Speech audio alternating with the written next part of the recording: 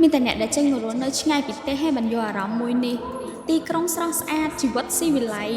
តែបែរជាមានអារម្មណ៍ថាឯកោជីវិតនៅទីក្រុងវាតែប៉ុណ្្នឹងឯង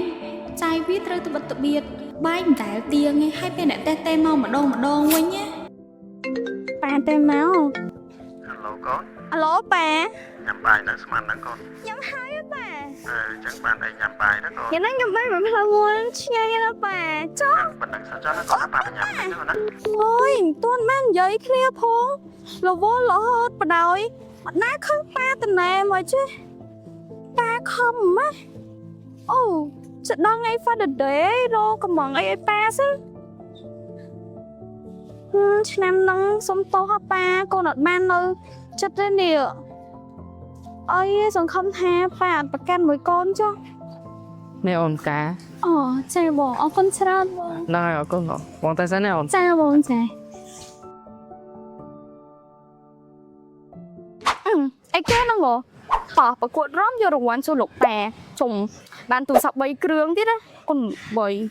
ប៉ុណ្ណាហ្នឹងហ៎ជីបមកនៅរ៉ូឡែនថ្ងៃ14អូសង្ស័យអាកម្មវិធីនឹងដឹង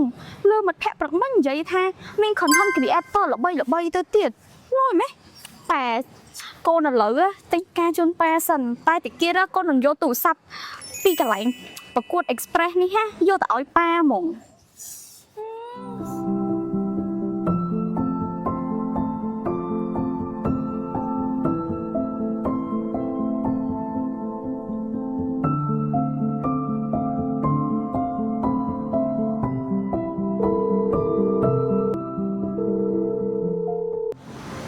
ប៉ាមិនដែរស្រឡាញ់ផ្កានឹងអត់ប៉ា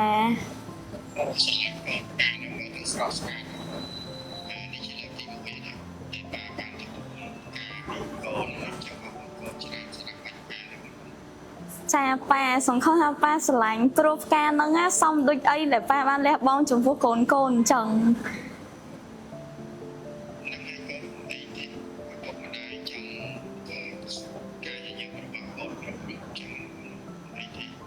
តែប៉ាឆ្នាំហ្នឹងអត់បានធ្វើមួយប៉ាផងអត់អីណាប៉ាអត់ខឹងណាអី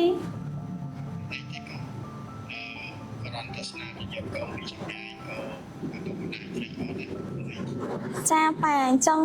រីករាយតែវាកូនឪពុកណាប៉ា